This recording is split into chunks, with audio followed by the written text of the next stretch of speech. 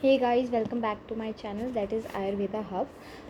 अब हम सुश्रुत के बारे में पढ़ने जा रहे हैं। सुश्रुत का शुरू का इंट्रोडक्शन पढ़ेंगे, जैसे हमने चरक का पढ़ा था, and then will continue with the chapters of the Charak, और फिर उसके बाद हम सुश्रुत वगैरह करेंगे। ठीक है, तो सुश्रुत संहिता को भी जैसे चरक संहिता थी वो 3 स्तर पर लिखी गई थी, ये 4 स्तर पर लिखी गई है। अगेन लिखी गई है, मैं ये नहीं कह रही हूँ कि इसके 4 स्तर होते हैं। ठीक है, लिखी गई है।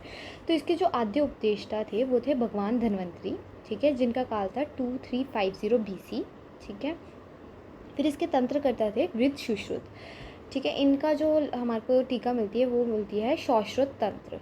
ठीक है, और इनका जो काल था वो था 1000 से 1500 BC। ओके, उसके बाद आता है प्रथम प्रतिसंस्कर्ता इसके थे सुश्रुत, जिनका काल है 2nd AD। फिर द्वितीय प्रतिसंस्कर्ता थे नागार्जुन। इन्होंने उसमें क्या किया, उत्तर तंत्र को जोड़ा। ठीक है, और इनका काल जो है वो है 5th AD। फिर आता है पाठ शुद्धिकर्ता, जो थे हमारे चंद्रट। ठीक है, जिनका काल है हमारा 10th AD। तो जो हमारा BC होता है वो क्या करता है, वो हमारा डिक्रीज़ करता है। ठीक है, और जो हमारा AD होता है वो इंक्रीज़ करता जाता है विद द टाइम। ओके, अच्छा, अब इसके बाद आते हैं हम धन्वंतरी पे, क्योंकि हम फिर एक एक आचार्य को पढ़ेंगे जिनका भी हमने यहाँ पे वर्णन किया। ठीक है, धन्वंतरी जो थे उनका काल था 2350 BC। ठीक है, यानी कि 2350। ठीक है, 2350। उसके बाद आते हैं उपनिषद कालीन। अब उपनिषद कालीन की बात करें तो हमने पीछे पढ़ा था कि जो चरक संहिता होती है वो भी क्या है, उपनिषद कालीन जैसी लगती है, क्योंकि उसमें सांख्य शब्द आया है, उसमें पर्वत शब्द आया है। ठीक है, और कैलाश शब्द आया है। ठीक है, तो सांख्य शब्द 5 बार आया है, पर्वत शब्द 2 बार, कैलाश पर्वत भी 2 बार आया है। ठीक है, तो उस हिसाब से हमने देखा था कि वो उपनिषद कालीन लगती है। ठीक है, धन्वंतरी भी उपनिषद कालीन है। ठीक है, और ये कैसे प्रकट हुए थे, तो समुद्र मंथन के समय जब अमृत कलश लिए हुए ये प्रकट हुए थे। ठीक है, ऐसे ही क्वेश्चन आता है कि मधु कलश लिए हुए कौन प्रकट हुआ था, तो वो अश्विनी कुमार थे। ठीक है, तो अश्विनी कुमार 2 थे, है ना, तो अश्विनो बोला जाता है इन्हें, जिनका नाम क्या है, नास्ते और दस्त्र। ठीक है, और इनको देवोभिषेक भी कहा जाता है। ठीक है, क्योंकि आगे हम जब हमने चरक में पढ़ेंगे तो हम देखेंगे कि इन्होंने पुग के दांत किसने जोड़े थे, और इसका मतलब इंद्र को जो है वो बल किसने दिया था, मतलब ऐसे कर करके जो है वो हम काफ़ी सारा पढ़ेंगे। ठीक है, च्यवनप्राश को जो है वो आयु किसने दी थी वगैरह करके फिर से जवान कर दिया था। ठीक है, उसके बाद आते हैं हम वृद्ध सुश्रुत पे। तो वृद्ध सुश्रुत जो थे, ये जो इसके तंत्रकर्ता थे, उनका काल था 1000 से 1500 BC, और ये भी उपनिषद कालीन थे। ठीक है, सुश्रुत की बात करें तो इनका काल होता है 2nd AD, और ये याज्ञवल्क्य स्मृति कालीन थे। ठीक है, तो अब उपनिषद कालीन हट गया, अब ये याज्ञवल्क्य स्मृति कालीन थे। ठीक है, यानी यज्ञ से जिनको स्मृति आती थी। ठीक है, जो यज्ञ करते थे फिर उनको स्मृति आती थी, मतलब उनको दिमाग में आता था ये सारा जो भी इन्होंने लिखा है। ठीक है, फिर आते हैं इनके जो गुरु थे और इनके जो पिता थे, तो इनके गुरु और पिता दोनों एक ही थे। वो कौन थे, विश्वामित्र। ठीक है, लेकिन हमने चरक में पढ़ा था उनके पिता थे विशुद्ध और उनके जो गुरु थे वो थे वैशंपायन। ठीक है, अब इसमें जो संहिता है, ये संहिता की भाषा और शैली वराह मिहिर के समान है ना। जो वराह मिहिर है, इन्होंने 2 और टीकाएँ लिखी है, तो पंच सिद्धांतिका और बृहद संहिता। ओके, अब आते हैं नागार्जुन पे। जो नागार्जुन है वो 5th AD के थे। इनकी जो बुक मिलती है वो मिलती है उपान हृदयम। ठीक है, अब ये भी हमारे गुप्तकालीन थे। गुप्तकालीन हमने पढ़ा था, जो दृढ़बल थे चरक में वो 4th AD के थे, और वो भी गुप्तकालीन थे। गुप्तकालीन 3 मिलेंगे हमारे को, नागार्जुन, वाग्भट और दृढ़बल। ओके, इसके बाद आते हैं हम चंद्रट पे। चंद्रट का काल था हमारा 10th AD। ओके, इनके जो पिता थे वो थे तिष्टाचार्य, और तिष्टाचार्य की जो बुक मिलती है वो मिलती है हमारे को चिकित्सा कल्लिका। ओके, अब हम आते हैं सुश्रुत संहिता पे जो टीकाएँ हुई हैं। तो सुश्रुत संहिता पे कुल जो टीकाएँ हुई हैं वो कितनी है हमारी, 19। ठीक है, सबसे पहले जेजट। तो जेजट हमने उसमें भी पढ़ी थी, निरंतर पदव्याख्या जो हमने चरक में पढ़ी थी। यहाँ पे इन्होंने क्या लिखी है, हमारे बृहत, ऐसे कहते हैं कि जो जेजट है उन्होंने बृहत्रयी पे टीका लिखी है। बृहत्रयी मतलब कि चरक, सुश्रुत और अष्टांग हृदय तीनों पे टीका लिखी है। ये नहीं बोला कौन सी टीका है, पर ये बोला है कि जेजट ने तीनों पे टीका लिखी है। ठीक है, दूसरे आते हैं माधव। माधव ने लिखी है सुश्रुत श्लोक वार्तिक और सुश्रुत टिप्पणी किया था इस पे श्लोक का। ठीक है, तो वो किसने किया, माधव ने किया, है ना। उसके बाद आते हैं न्याय चंद्रिका।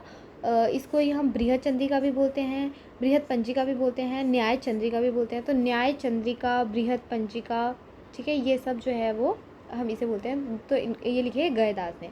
ये हमने वहाँ पे चरक में भी पढ़ा था कि गयदास जो है इनको चंद्रिकाकार कहते हैं, क्योंकि एक तो इन्होंने चरक चंद्रिका लिखी थी और दूसरा इन्होंने जो है वो सुश्रुत के ऊपर भी चंद्रिका लिखी थी, इसलिए इन्हें चंद्रिकाकार कहते हैं। ठीक है, अब ये जो न्याय चंद्रिका है ये आ जाता है क्वेश्चन, ये किसके ऊपर है, तो न से याद रखेंगे हम कि ये सुश्रुत निदान पर है। ठीक है, उसके बाद आते हैं हम लघु पंजिका। तो जो लघु पंजिका है वो किसने लिखी है, हमारी भास्कर ने लिखी है। ठीक है, अब ये जो भास्कर थे इन्होंने लिखी है। ठीक है, तो लघु पंजिका कैसा आता है कि सुबह सुबह जो है वो सुबह बहुत हल्का हल्का महसूस करते हैं, हम हल्के होने भी जाते हैं। ठीक है, तो लघु हो गया। और भास्कर जो है वो वर्ड किसके लिए यूज़ होता है, सूरज के लिए यूज़ होता है, तो भास्कर ने लिखी है लघु पंजिका। ठीक है, अब आ जाती है भानुमति या तात्पर्य टीका, ये चक्रपाणी ने लिखी है। ठीक है, तो जो भानुमति है या तात्पर्य टीका है वो किसने लिखी है, चक्रपाणी ने लिखी है। और ये लिखी किस पे है, सुश्रुत सूत्र पे। ठीक है, तो जैसे वहाँ पे वो दीपिका के चक्कर लगाते थे, यहाँ पे वो भानुमति के चक्कर लगाते हैं। ठीक है, उसके बाद आती है इनकी टीका निबंध संग्रह। तो जो निबंध संग्रह है वो किसने लिखी है, डलहन ने, है ना। हम बहुत पढ़ते हैं डलहन ने टीका की थी, डलहन ने तो कौन सी की थी, निबंध संग्रह है। ठीक है, निबंध ही लिख डाला था, ऐसे कहते हैं तुमने इस पर तो निबंध ही लिख डाला बहुत बड़ा, तो वैसे याद रखना है इसे। फिर आता है सुश्रुतार्थ संदीपन। सुश्रुतार्थ संदीपन जो है उसका अर्थ किसने बताया, हराण चंद्र ने। ठीक है, फिर उसके बाद आ जाता है इस पर जो हिंदी टीकाएँ हुई है वो कौन कौन सी है। ठीक है, तो इसमें हिंदी टीकायों का वर्णन करें तो सबसे पहले आता है आयुर्वेद रहस्य दीपिका। ठीक है, जो कि हम आयुर्वेद रहस्य दीपिका ये लिखी है हमारी भास्कर गोविंद घानेकर ने। ठीक है, अभी किस किस पे लिखी है, तो सूत्र स्थान पे लिखी है और निदान स्थान के ऊपर लिखी है। ठीक है, फिर आती है आयुर्वेद तत्व संदीपन, है ना, ये लिखी है अंबिका दत्त शास्त्री ने, और ये ही हम पढ़ते हैं, जो आजकल हम पढ़ते हैं। ठीक है, फिर आता है सुश्रुत संहिता पे कुल कितने सूत्र हैं, तो 8300 सूत्र हैं। ठीक है, और कुल द्रव्य कितने हैं इसमें, वो है 573, और कुल योग कितने हैं इसके, तो 1120। तो ये तो हमें खुद ही याद करना पड़ेगा क्योंकि करना ही पड़ेगा। अब उसके बाद आते हैं इसमें स्थान कितने हैं, तो 8 स्थान। अब ये कहा जाता है कि जो आचार्य थे उन्होंने 8 स्थान और 120 अध्याय की प्रण लिया था। ठीक है, कि 8 ही स्थान हम रखेंगे और 120 अध्याय रखेंगे। ठीक है, तो इस हिसाब से चरक ने, सुश्रुत ने, अष्टांग हृदय और अष्टांग संग्रह ने जौन से स्थान और जौन से चैप्टर्स लिखे, अब वो मैं बताऊंगी। तो सबसे पहले जो है सूत्र स्थान। ठीक है, कल हमने चरक का देखा था, तो कल हमने जो चरक का देखा था उसमें हमने देखा था कि सूत्र स्थान में 30 चैप्टर्स हैं, निदान विमान शारीर में 8 चैप्टर्स हैं, चिकित्सा में 30 है, और फिर इंद्रिय कल्प सिद्धि में 12 है। ठीक है, अब हम सुश्रुत का देखेंगे। तो सुश्रुत में जो है सूत्र स्थान में है 46 चैप्टर्स। ठीक है, और चिकित्सा में है 40। देखो हमेशा जब सूत्र स्थान के पढ़ते हो तो हमेशा चिकित्सा का देख लिया करो कितना रेलेवेंस है। ठीक है, तो इसमें देख लेते हैं हम 46 है 40। ठीक है, फिर आ जाता है जो निदान स्थान है। निदान स्थान में सिर्फ चरक ने 8 माने हैं, बाकी सब ने कितने डबल माने हैं, यानी 16 चैप्टर्स माने हैं बाकी सब ने। ओके, फिर उसके बाद विमान, देखो विष जो है वो सिर्फ किसकी देन थी, चरक की देन थी विष, है ना। तो वी से विमान स्थान, आई से इंद्रिय स्थान, और एस से आ जाता है हमारा सिद्धि स्थान। तो ये बाकियों ने नहीं माने, फिर हमने क्या कहा था, काश्यप ने जाके माने हैं, है ना। अब उसके बाद आता है, देखो निदान स्थान भी सबका क्लियर है कि सब में 16 ही चैप्टर है ना। उसके बाद आते हैं हम शारीर स्थान में। तो शारीर स्थान में कुल कितने चैप्टर है, 10 चैप्टर्स। ये तो हमको पता ही चल जाता है कि 10 ही चैप्टर्स आ रहे हैं शारीर स्थान के सुश्रुत में। जब हम सुश्रुत शारीर पढ़ते हैं एनाटॉमी में तो 10 चैप्टर तो 10 ही है ना। उसके बाद आते हैं चिकित्सा स्थान में। तो 46 थे सूत्र में, 40 ही है चिकित्सा में, है ना। तो 40 इसमें हो गए, और निदान स्थान में 16 थे, उसके हाफ कल्प में 8 चैप्टर्स हैं। ठीक है, और सिद्धि तो इसने माना नहीं, तो 120 चैप्टर्स इनके भी हो गए। अब जो उत्तर तंत्र थे वो इसमें किसने जोड़ा, नागार्जुन ने जोड़ा। और कितने चैप्टर्स जोड़े, तो जो नाग होते हैं, अगर आप देखोगे ऐसे फंड जैसा बनाते हैं तो 6 हिस करते हैं जैसे 6, तो उससे याद कर सकते हैं कि 66 होते हैं। ठीक है, उसके बाद आते हैं अष्टांग हृदय। तो जो अष्टांग हृदय थे उन्होंने 30 चैप्टर्स माने, चरक की तरह ही 30 चैप्टर्स माने उन्होंने सूत्र स्थान में। ठीक है, हम पढ़ते भी है फर्स्ट ईयर में अष्टांग हृदय, तो 30 चैप्टर्स थे उसमें। ठीक है, फिर निदान में तो सबने ही 16 माने हैं ना। फिर उसके बाद आते हैं कि इनके बाकी के जो शारीर है, चिकित्सा है और कल्प है, तो उसको याद रखते हैं 6/6 से। ठीक है, तो 6 शारीर में, 22 जो है वो चिकित्सा स्थान में, और 6 यानी कल्प स्थान में। ठीक है, वैसे यही तक जो है वो बृहत्रयी होता है, लेकिन अष्टांग संग्रह में भी हम पढ़ते हैं। तो जो सूत्र स्थान है उसमें कितने माने हैं, 40 चैप्टर्स माने, इन्होंने 10 ज़्यादा माने। निदान स्थान में तो सबने ही 16 माने, तो इन्होंने भी 16 माने हैं। उसके बाद जो शारीर स्थान है, तो उसमें अष्टांग संग्रह ने 6 चैप्टर्स माने थे, लेकिन इन्होंने डबल माने हैं, यानी कि 12 चैप्टर्स माने हैं, ठीक है। उसके बाद आते हैं हम इसके चिकित्सा स्थान में, तो इसमें भी इन्होंने 2 एक्स्ट्रा चैप्टर्स माने हैं, तो वो 24 माने हैं, ठीक है। और कल्प स्थान में इन्होंने 8 चैप्टर्स माने हैं, जैसे कि सुश्रुत ने माने थे, है ना, वैसे ही इन्होंने भी 8 माने हैं। इन्होंने उत्तर तंत्र में 50 माने हैं, अष्टांग हृदय का पता नहीं मैंने बताया था, उसमें उन्होंने 40 माने हैं उत्तर तंत्र में, इन्होंने 10 ज़्यादा माने हैं, तो इन्होंने 50 माने हैं उत्तर तंत्र में, ठीक है। तो अगर हम याद करें तो सूत्र स्थान अष्टांग हृदय के 30 हो गए और सूत्र स्थान अष्टांग संग्रह के 40 हो गया। वैसे ही उत्तर तंत्र भी उनका अष्टांग हृदय का 40 हो गया और 50 हो गया अष्टांग संग्रह का उत्तर तंत्र, ठीक है। उनके टोटल चैप्टर्स कितने हैं? 150।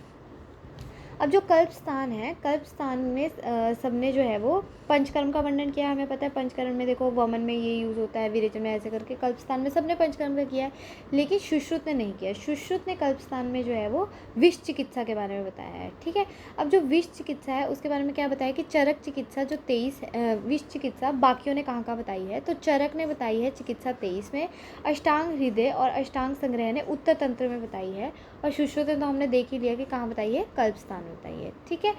बस ये था इसका सुश्रुत संहिता का। अब हम इसका ये नॉर्मल सा था स्टार्टिंग का, इसके बाद हम बाद में इस अष्टांग संग्रह का भी करेंगे और बाकी टॉपिक्स का भी करेंगे। Thank you, do subscribe to my channel, like share and subscribe to my channel, and बहुत ज़्यादा सब्सक्राइब करें ताकि मैं और वीडियोस बना सकूं, and we'll cover all the syllabus. और भी आपको कोई वीडियो चाहिए किसी भी टॉपिक से रिलेटेड, आयुर्वेदा चाहे modern, I can make a video on this, and do comment below. Thank you.